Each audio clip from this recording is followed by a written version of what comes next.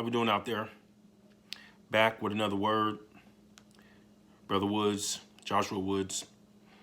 I would like to just let everyone know that I hope they're doing okay.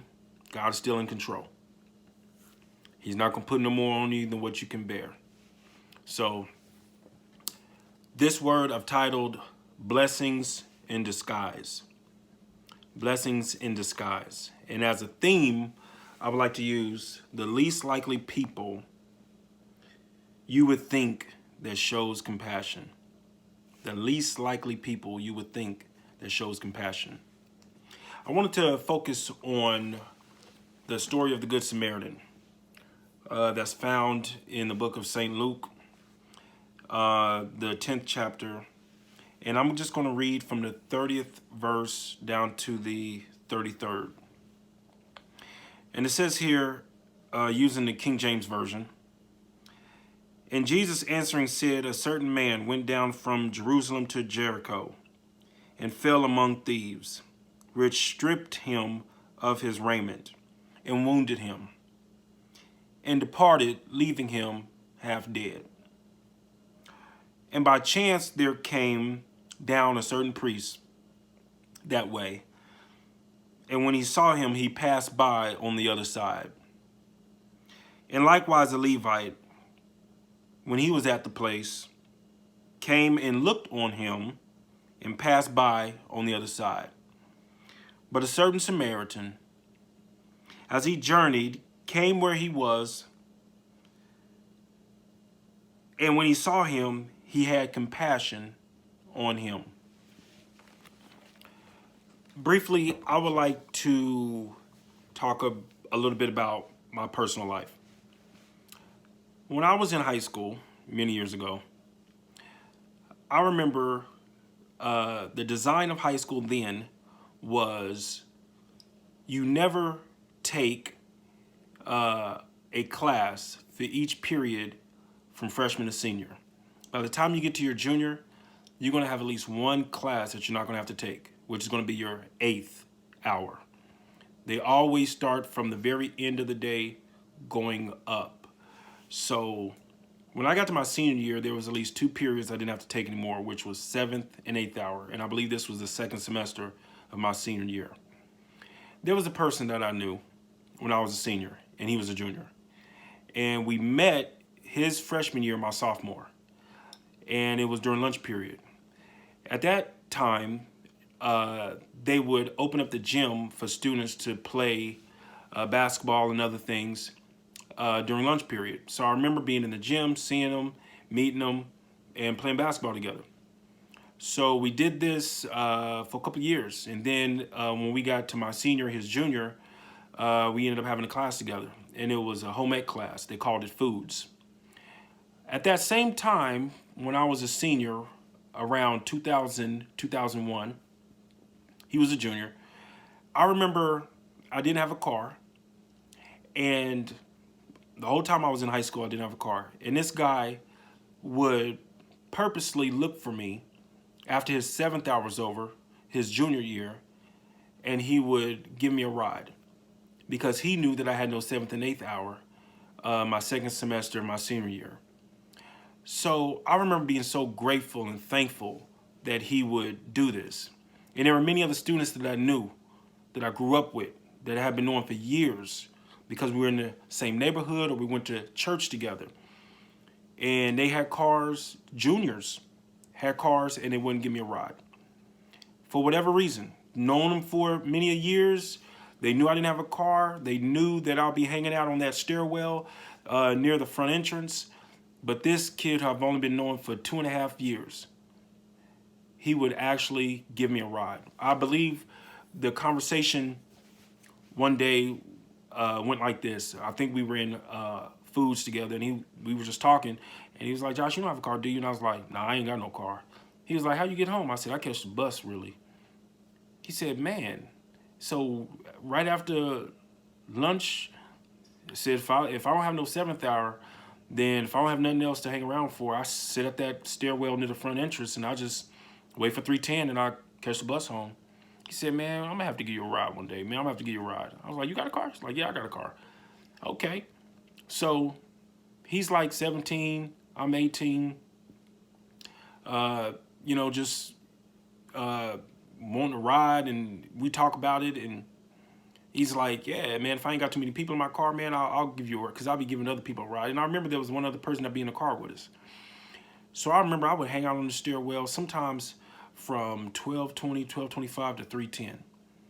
Right after fifth hour is over, back then, after going to lunch and sit in the cafeteria for like maybe 15 minutes, I'll go right to that stairwell and sit there all day. I used to really hope and sometimes even pray that around 2:05, when seventh hour is over, that Curtis will come get me. I remember his name was Curtis. He'd be like, I would really hope, I would say, man, I just hope Curtis come and get me, man. I just really hope Curtis come and look for me, because I ain't trying to sit here another hour or so. And I remember he would do it.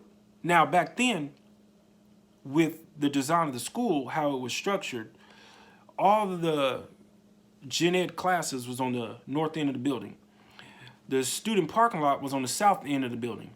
So virtually anyone who from that end of the building that was leaving, that parked on the south end where the student parking lot was, they virtually can just walk a straight line all the way to the parking lot. And I was really knowledgeable of that. This guy Curtis, he would actually go toward the north office where the stairwell was, that was near the front office, and look for me and say, Josh, come on. I remember some days, seventh hour would just let out. I'd be like, man, I sure hope he come. I sure hope he come. And then I would see him poking his head around that corner. He'd be like, Josh? I'd be like, yeah. Be like, come on. I'd be like, man, thanks, man. I appreciate it, man. Woo! Thank you, man. Because I don't want to sit there another hour or so. It's bad enough I've been sitting here since 12:20. Any one of these seniors who don't have a seventh and eighth hour either, that I know, that I joke with and laugh with, can give me a ride, but they won't. And you really find out who your real friends are when you need something. When you really need something that's probably not going to bother them at all because they stay in my neighborhood. Because some people like to say, Josh, you're not on my way. You're not on my way. I am on your way. You stay just 5 minutes down the street from me. Still wouldn't give me a ride. This guy Curtis Wood, who stayed further away from me than some of these other people that I knew. And I'm saying to myself, man, God came through for me, man. After everything I've gone through, my dad passed away, just 2 years ago, and I'm living in this house with no guardian. It's just me and my sister. I got people that I know in my neighborhood that goes to school with me. They won't give me a ride. But what does this guy do who knows me, gives me a ride? At least 3 to 4 times a week, giving me a ride in his car. And the whole time we be in the car, be like, man, I really appreciate it, man. It's like, man, don't even worry about it, man. I don't want you, sitting there all day. Man, I'm telling you. Like, man, if I could, man, right after lunch, I'll get up out of here, but I ain't got no ride. But I'll be sitting here till lunch. So I'll be sitting here since lunch. So those are the conversations I'll be having with him. So sometimes he wouldn't give me a ride because he had too many people in his car and people would ask him before I would. But the brother would always make sure once a week he would give me a ride and wouldn't charge me any gas money. I remember at one point during the same period when I was a senior in high school, after my dad passed away, I was receiving Social Security for him. Like, I was getting Social Security because of his death. So I remember I was getting it in the mail, and I used to use that to pay for the mortgage and the utility bills. So the leftovers I would use to get groceries with. So at this point, I'm probably a senior in high school, probably first semester. Me and my sister just living in this house by ourselves, no guardian. She's 19, I'm 17. It's probably 2000, something like that. Around that period, I'll be getting this check in the mail. I'll be paying the mortgage. My mom was teaching me how to do that. And I'll take the leftover money after paying all the bills and get groceries with it. So I remember one time I called my mom because I didn't have a ride. Me and my sister both didn't have a car. And I asked her if she can give me a ride to the store. I said, we was just want some groceries, me and Deanna. We ain't got no food. She was like, I hope you're going to give me some gas money. And I said, I ain't got much gas money. I don't have much gas money. I can try to see if I can get you some. She said, boy, you know you need to have some gas money if I'm gonna take you somewhere. Which one you want to go to? I said the one on Douglas and Hillside, if that's okay. She was like, all right, well, you better think of something. So I'm like, man, I hope she just does it out the kindness of her heart or something. So she pulls up, me and my sister get out the house, and we stay all the way off of 27th and Fairmount at this time. We get out the house, get in the car. The whole way over, she don't say nothing about it. She don't mention it. We get in the store.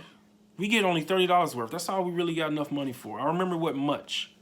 We get outside. She stays in the car the whole time, mind you. She don't even come in. She stays outside in the car the whole time. Me and my sister go in, get the groceries, come back out. I'm putting the groceries in her trunk. As I'm getting in the car, my sister's getting in the front seat, I'm getting in the back seat. My mom says, where's my gas money, boy? I'm like, I ain't got it. I spent it on the groceries. She's like, what? I said, yeah, I ain't got it. I thought we talked about this already over the phone. She said, no, I wanted my gas money.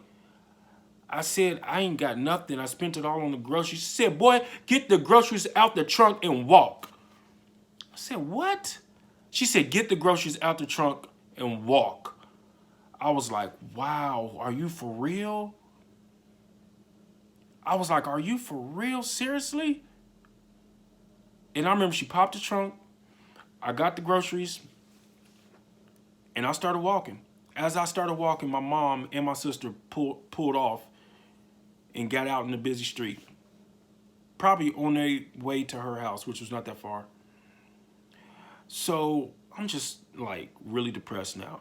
I'm embarrassed. People are seeing me with groceries. I got bags in my hands. I got like 6, 7 bags. And I'm thinking to myself, I just need a ride. I just need somebody who will be nice enough. And I get all the way to 13th Street. I stayed off of 27th and Fairmount. I'm at least an hour and a half, 2 hours away walking. I got another 35, 40 minutes to do where I'm at. Some said go down Volusia.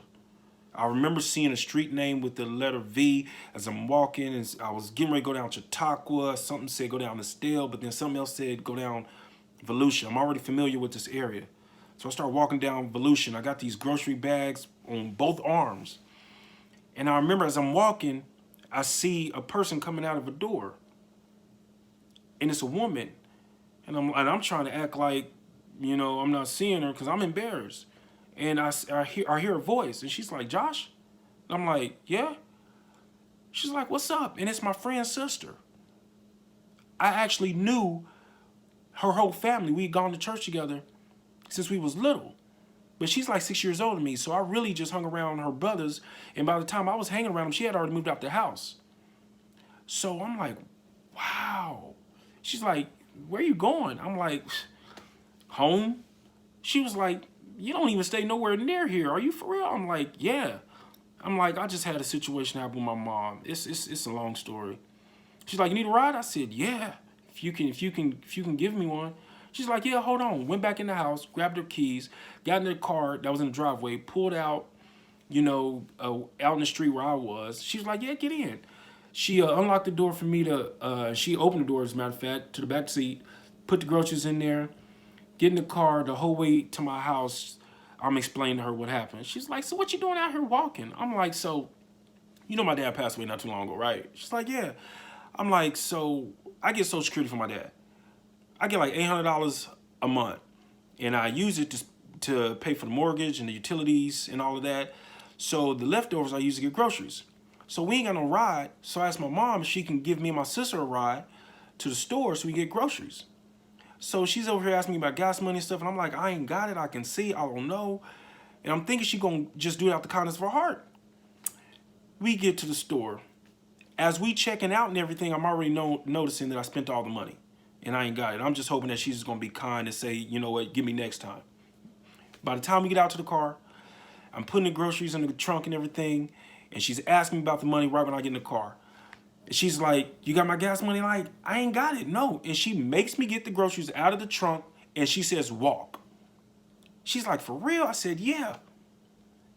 As far as I stay, she makes me get the groceries out the trunk and tells me to walk. She's like, boy, she said, Josh, listen, here's, when I drop you off, I'm gonna give you my phone number. Because I remember she gave me her number and everything. She said, if you ever need a ride to the store for something like that, just let me know. I'll give you a ride. I said, I appreciate it. I just remember being so grateful. I just remember being so thankful and saying, God, thank you. Man, I still had a long ways to go. 17 years old, needing food, trying to feed me and my youngest sister. And I'm going through this from my mom? Couldn't believe it. God sends people who you would least likely suspect would show compassion. Blessings are in disguise. This was my friend's sister. I didn't know her that well. I just know that we went to church together and we've been knowing each other's families all our lives, but she's 6 years older than me. I never went to school with her, just went to school with her brothers. But the fact that she cared enough, the fact that she was compassionate enough to give me a ride, where I was at knowing that I had a long ways to go still. God sends help when you least expect it. God sends compassion from the least suspected people. This priest who aspired for ministry, who is doing a job where you're supposed to love people. He sees a man that's been beaten and robbed, and he passes by on the other side. This Levite who has a duty in the priesthood, who is supposed to be a people person because of his duties. You coming around people. I don't understand people who are rude and mean, and the jobs that they're doing, the operations of it, are really those of being around people, where you have to be a people person. You have to learn how to get along. You have to learn how to be courteous. And you got these people who have these jobs and mean and hostile and rude, and they act like that they got a chip on their shoulder and they want the world to end. I never understood those people. Why would you go for this job if you're not a people person? This Levite, he has the duty of the priesthood. He has the duty of coming around people, showing compassion. He sees this man that's been beaten and robbed on the side of the road. He walks past him. This priest walks past him. And God is probably thinking to himself, you said you was called. You aspired for ministry. You aspired to be a people person, helping people, answering their every need. Well, here you go. Here's your chance. God was explaining this story of the Good Samaritan to a lawyer that had came up to him. And he was wanting to know, how do you receive eternal life? And Jesus told him to follow what's written in the law. You know the 10 Commandments, don't you? Like, yeah, like follow what's in the 10 Commandments. You know the first one, of course. Love God with thy heart, soul, mind, body, strength, and thy neighbor as thyself. The lawyer, wanting to justify things, said, and who is my neighbor? And then Jesus goes into the story of the Good Samaritan. But out of all three of these individuals, the priest, the Levite, the Good Samaritan, this man that was beaten and robbed, left on the side of the road for dead, the Bible says half dead. He was gasping for air. He was probably crawling with his hands, bleeding to death. And this priest walked by him, and the Levite walked by him, and the one who's not supposed to be associating with Jews, the one who's despised upon because they're not under the covenant of God, because God didn't establish a covenant with these people, the Samaritans. God established a covenant with the Hebrews, with Israel. God established a covenant with Abraham. This this Samaritan knows he's not under the covenant of God. He knows that there's no, contract between him and God on how he will bless him always, him and his family, and he will curse those that try to curse him, as it says in Deuteronomy.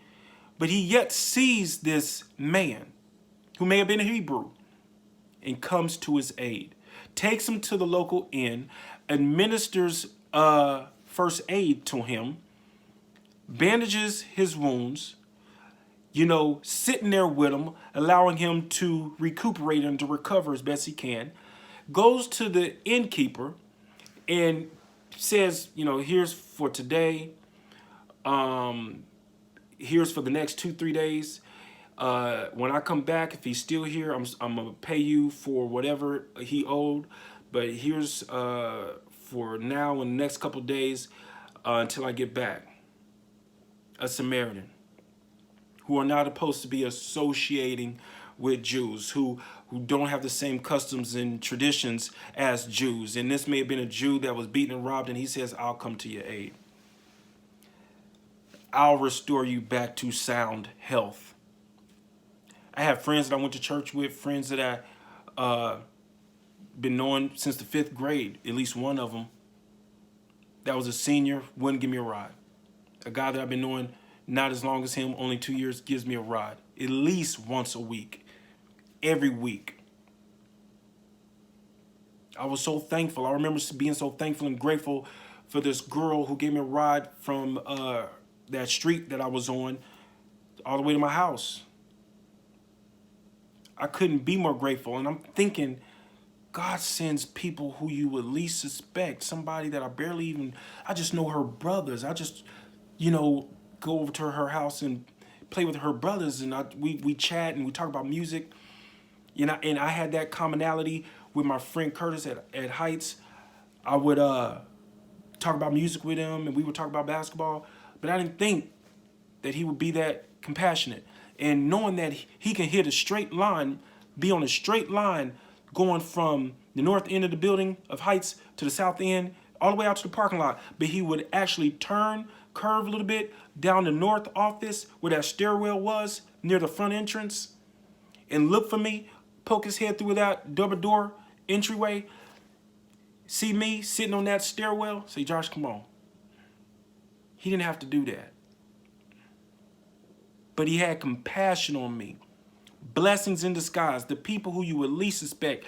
God sends these people when everyone else tells you no. You may be in despair. You may be depressed. You may feel like the walls are closing in. Nobody wants to be your friend. Nobody is around you no more. You used to have all these close associates and friends. And then you try to figure out who really are the friends when you need something. They got that phrase, keep your enemies close, your friends closer. I think that's because when it really boils down to needing something, you really find out who's a friend. And it's the people who don't mind it at all, barely know you, just want to help somebody, who God sends. God is over here saying to himself, well, that's okay. That friend that's in that same building who you've been knowing since the 5th grade, that sees you sitting on that stairwell every day, and says, all right, Josh, all right, man, that's okay. He's going your way, but that's okay. I'm going to send this guy. I thank God that he does that. I thank God that God sends people who you least suspect. I thank God that God sends people that are a blessing in disguise. When you think you by yourself, when you think you're all alone. This man that was beaten and robbed, he probably thought he was all alone. The priest that probably passed by, he probably saw him. It's like, man, really? The Levite, when he saw him, who aspired for ministry, he saw him, kept on walking. But then the Samaritan came, put him on his beast, took him to the local hotel, and took care of him. When Jesus got to the end, because the man said, and who is my neighbor? When Jesus got to the end of the story, he said, now, out of these 3 men that passed by, the Levite, the priest, the Samaritan, the one who passed by the Levite and saw him gasping for air and didn't do anything, the Levite that saw him gasping for air was bleeding, didn't do anything. The Samaritan that saw him and took him to a local hotel and took care of him, who do you think was his neighbor out of those 3? And the lawyer said, I suppose the one that had compassion on him. Jesus said, go and do likewise. Be a blessing to somebody. Strengthen somebody. Help somebody. Let them know that they're not alone, no matter how much they may feel like that. Thank you for listening. God bless you.